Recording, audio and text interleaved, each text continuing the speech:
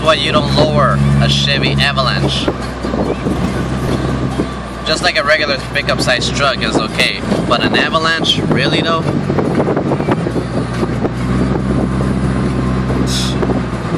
That's an ugly Avalanche right there.